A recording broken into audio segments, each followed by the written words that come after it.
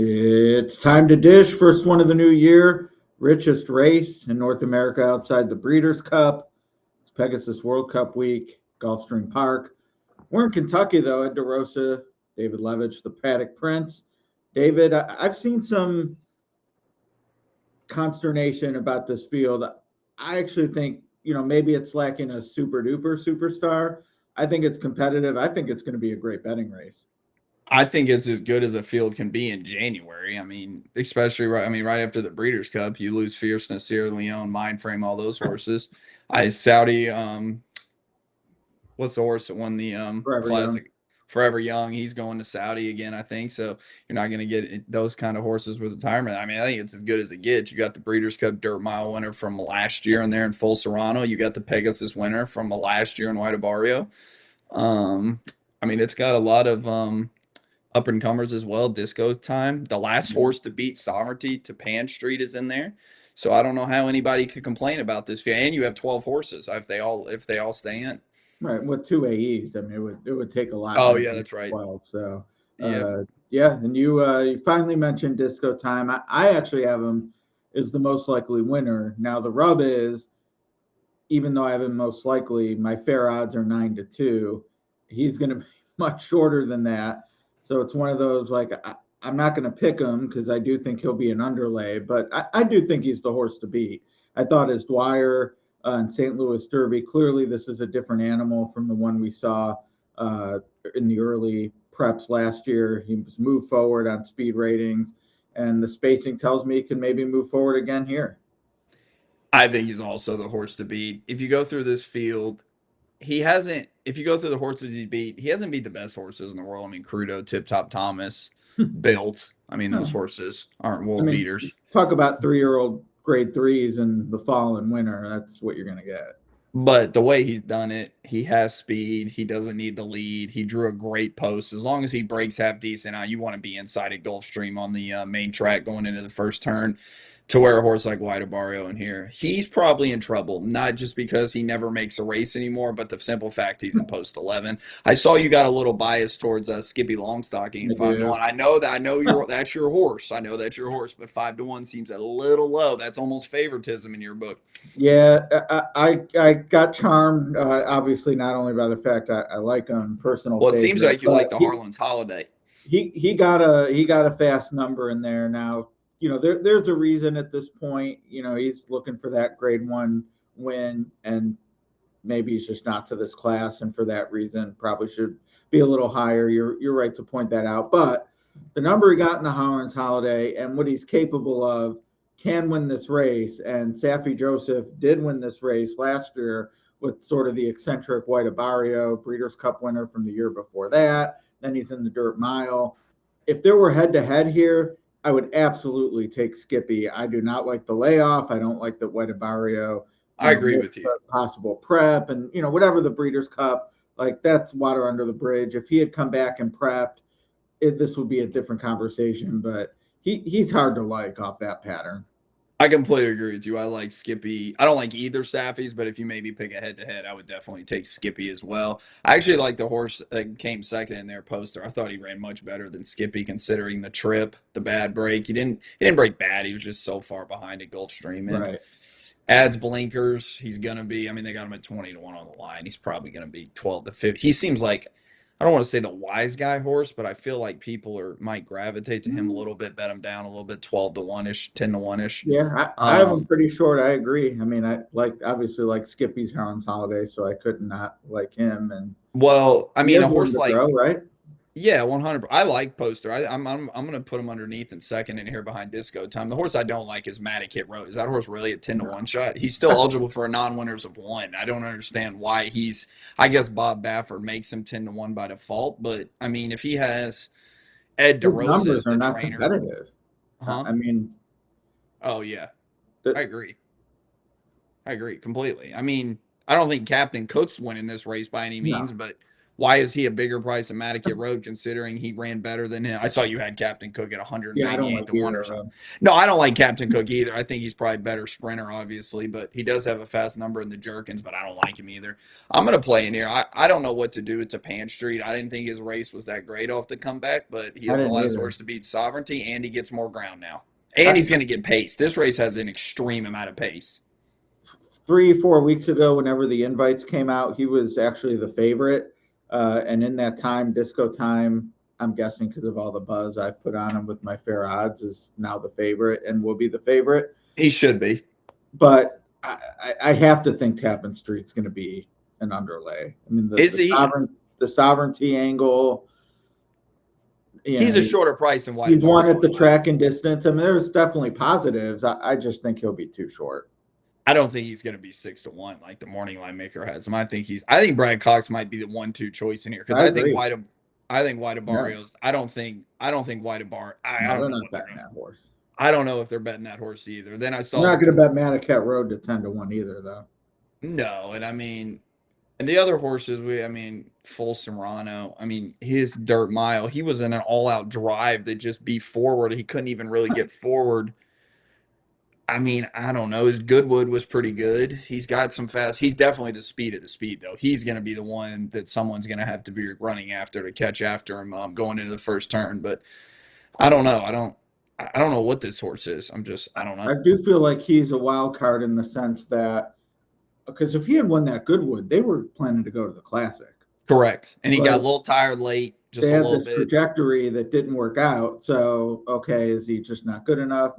Probably not. It was an odd year for him. So, yeah, he's a wild card for me. I don't think he'll end up being a price that I'll actually pull the trigger, but I could see myself being more nervous about him beating me than Tappan Street. Well, the other thing about him is, too, if you follow Goldstrom, he's a profile horse that could, if he doesn't win, he's got the profile to hang on for like third. Second or third, maybe, if somebody really runs after him and runs him down, but he's going to be forward and you want to be forward there. He could maybe hang on for a piece in here, but I wouldn't take him under 10-1 just because of, I don't know. His last race was pretty rough, but it's saying that again, his Breeders' Cup Dirt Mile was big. His allowance win was good. I didn't think his Goodwood was that bad. He has ability. They're shipping him here, so he has to be doing very well. I don't have it in front of me. But I feel like there was that John Sadler stat a couple years ago about how he never wins shipping horses, and he hardly ever does it to begin with. So it's got to be a positive sign that he's shipping somebody. He's a rare ship for sure. What about Banishing? Was the first off the bench when a few of the initial invitees came out? I don't know what this horse is. He's a cool horse. I'll give you that. Yeah, well, you look at Sheets, right? I'd use him at 15-1. What's his morning? Yeah, I'm a Sheet. He fits. Yeah, I'm a buyer person. If I'm looking at his form right now on the program, it seems like he got very good the beginning of 2025, like very, very good. And then he's been ultra consistent since then, but his buyers have slowly decreased. But I don't know what his sheet numbers and his patterns look like. His last race, he came back to life a little bit. His Breeders' Cup, I don't care about. But even in the Lucas Classic, he ran okay in there. Nothing, nothing crazy. I just don't know if he has the best race in him like he had in early 2025 when he was running 102s, 106s, 100s. He was running fast numbers. Yeah, he's a B for me. I think he's capable, but. What about that? Where's that last work at, by the way? What is that? I scrolled past it. January 15th at the old DMT. I wonder if he was at Oaklawn, I wonder if that's what's the old DMT?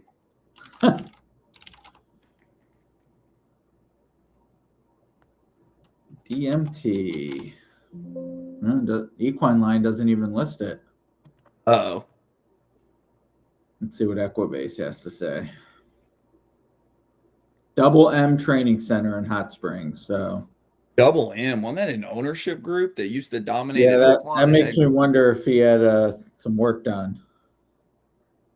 Why would you leave? Like you? Yeah, some work done. I see what you're saying. Yeah. Going to the old double MT a couple days before the race. Yeah, work done to me is a positive if they make the race. If they don't, he's a cool horse. But yeah, and I mean they're speeding here. He's that mid pack trip will I mean, have something to run at. yeah, I mean, we didn't even talk about the 10 Mika, but I mean, that Right. horse is fast. I mean, there's going to be pace in here. No. I would Yeah. be surprised if they don't go. I would be shocked if they're not going sub 45, 45, 46 are in here.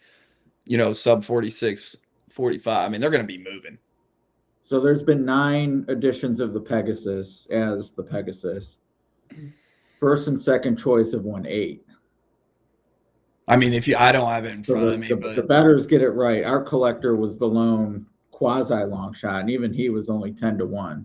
I mean, the people that hate on this race, the horses that have won this race is Gunrunner, Arrogate, Life is Good. I mean, the horses that have won this race are Knicks Go. I mean, top of the crop horses.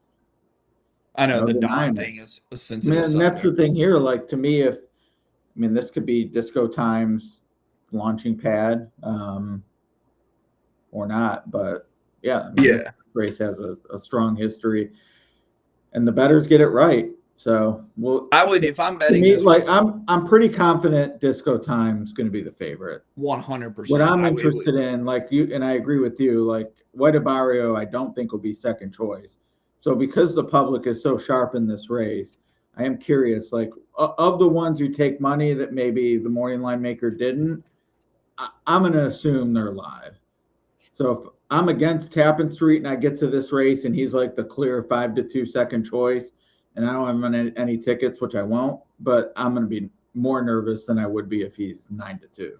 Yeah, if I'm betting this race, I'm using Disco Time on top, and I'm going to put horses like Full Serrano and Poster underneath. A closer, some speed, try to get, like you said, I'm going to try to get White Barrio out of there. I'm not full. Is it Tappan Street or Tappan Street? I feel like everyone's. I was hedging my bet and saying it the opposite of you. Okay, so I was going to say, one of us will be swear right. to you, I hear it different with every person. And I'm pretty sure Pete did Tappan Street in the Florida Derby. And then I'm maybe another, Tappan Street. If I'm playing I'm playing pick 4s and pick 5s, I would single Disco Time in here. Maybe if you want a backup ticket, throw in a horse like Poster, Full Serrano. But I think the other Pegasus races are super wide open, and I think Disco Time is the now horse. All right. Yeah, I could see getting behind the same, especially if in the other races you're trying to be creative and a longer price. I mean, I know we're not talking about the whole card, but there's 12 horses in every freaking race almost. So, right. I mean, their opinions. I mean, it's tough. They did a great job. They did do a good I would job. expect a $50 million handle day for sure. What is the average on Pegasus Day? Is it they get like between 45 and 55. Yeah. So what is a day like the Whitney get? Like a Whitney day? 40. So, but yeah, I mean, Pegasus is a big deal. They've done a good job of making it a top 5 race day in the country each year. I feel like. Yeah, I mean, they took the Don and made a super basically card. the premier day between Breeders' Cup and I don't know, Louisiana Derby / Jeff Ruby Stakes Day. Fountain of Youth Day is pretty big with the San Felipe. Yes, that's a big day. And then that first weekend in April, right? Which our Derby prep. So speaking of that, did you get down on any futures this weekend?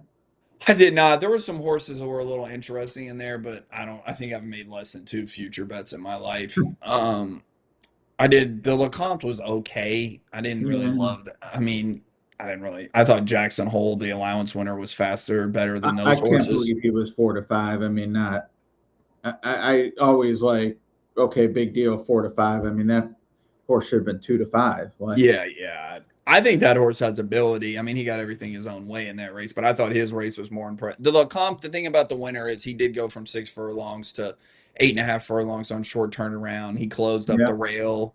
There are some things I like about him, but I didn't love the race as a whole. I think they'll obviously get deeper, but that's usually how it works. I know Paladine and Courting are going to the Risen Star, so it'll get tougher in Louisiana. I'm looking at horses like, I don't love Ted Nolfi. I know it sounds crazy. He's too short. I would never take a horse at 6-1 this early. He can win the Fountain of Youth and win the Florida Derby. What's he going to be in the Derby still? 5-2, 3-1. I mean, he's not, unless he comes back with some freakish races, he's not going to be a crazy short favorite. No, and even if he won both and some Baffert starts freaking out I'm with you completely. 6-1's too short. If you're going to take a horse, I thought Don't yell at me. I thought the Remsen, the top 2 finishers, I thought the Paladin and Renegade, I thought those are good horses. And Renegade was like 35-1 in the Derby futures. I mean, there's a lot of horses that we probably I haven't even like seen another yet. Chad. It's my only bet. Oh, which one? Iron Honor. First, he Iron ran Honor. once, right? Yeah, he won his debut at Yeah. Aqueduct, beat a couple next out winners. Nyquist out of a blame mare, so I figure, definitely not concerned about. I think they're stressing sending that out. horse to I think they sent him to Florida. Yeah, he has So you'll no probably see him published soon. work since the debut, which that did make me a little nervous, but the figure came back so good and the breeding's great. I took a shot at 60-1. I think Jackson Hole is by Nyquist as well. Is he even in the? No, I don't think So Golden Tempo both big winners. You got both of them if you played the field. was Golden Tempo even offered. No, Well, who decides that? Churchill people. Which ones? Eh, You don't know? I Might know. have to. I'm protecting. I know. I'm just kidding. I just don't know how Golden Tempo wasn't offered on there. I saw he wasn't offered. I mean, they had a lot of. I don't know how much stock they put into the morning line, which was way off. Yes, I saw they that. looked at the line and said, "Oh, let's take the likely winners based on this." Then I could see how they missed them, but so I didn't. Was there a Sires wager as well this weekend?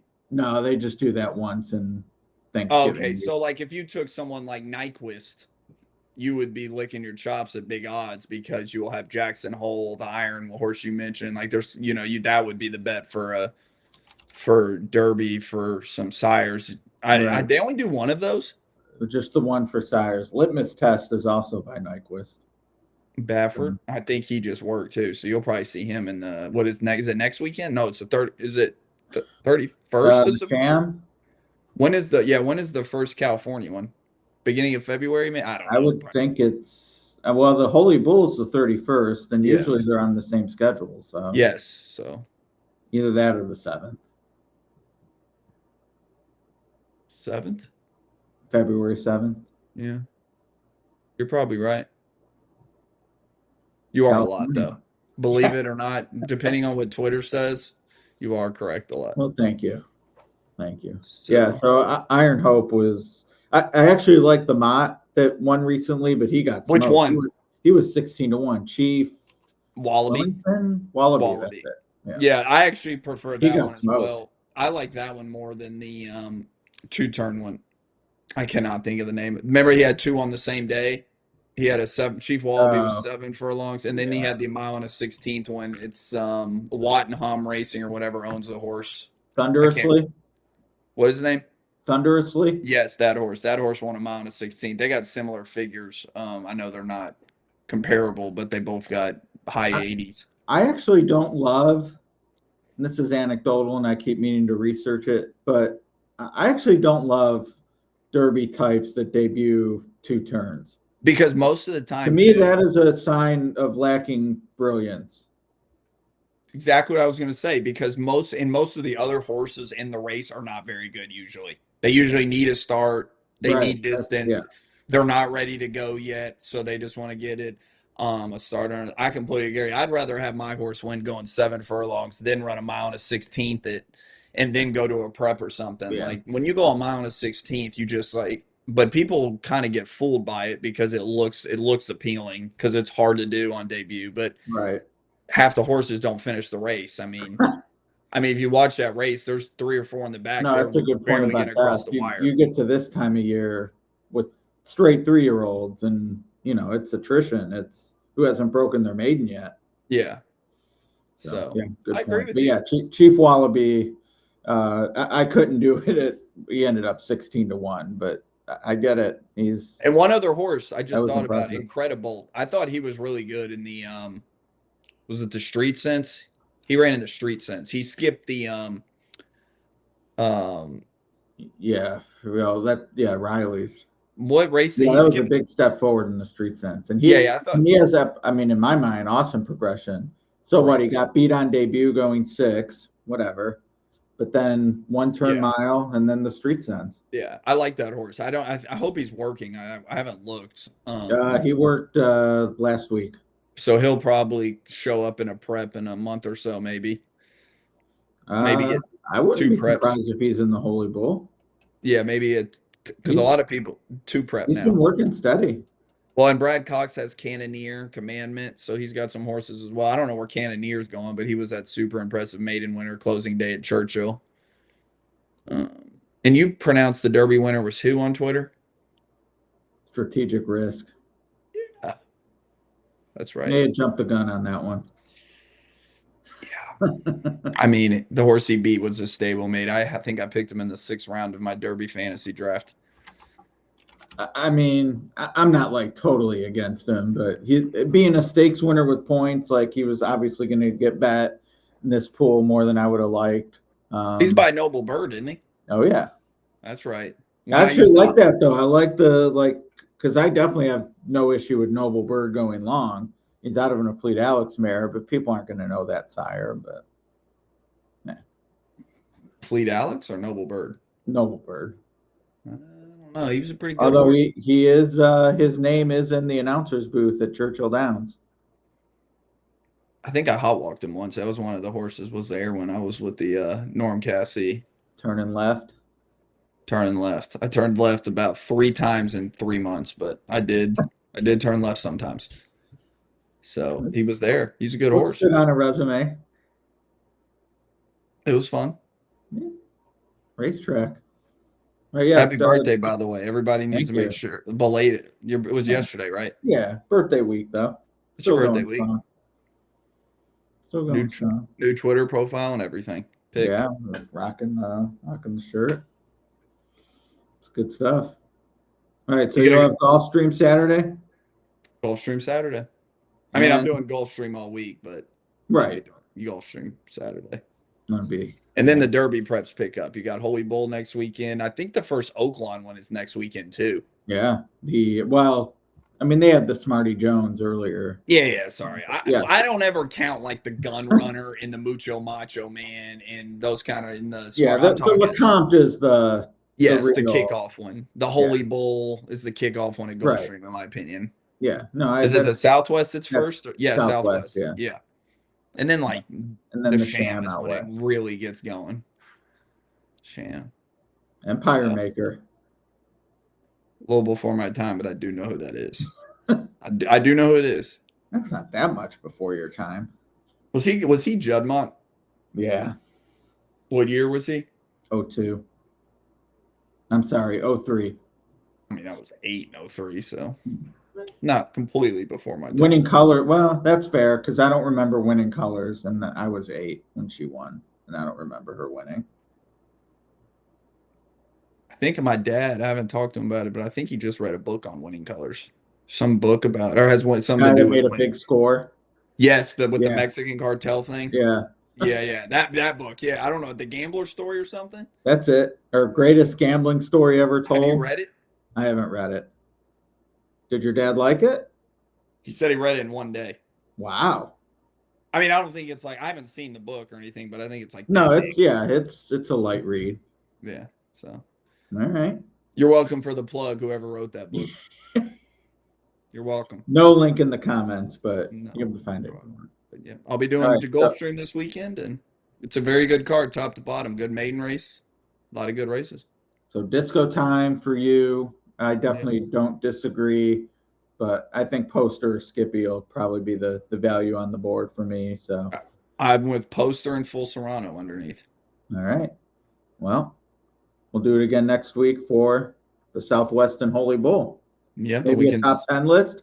I'll be ready to go. Never too early to do a Derby top 10 list. Never, ever. It's only like 3 months away.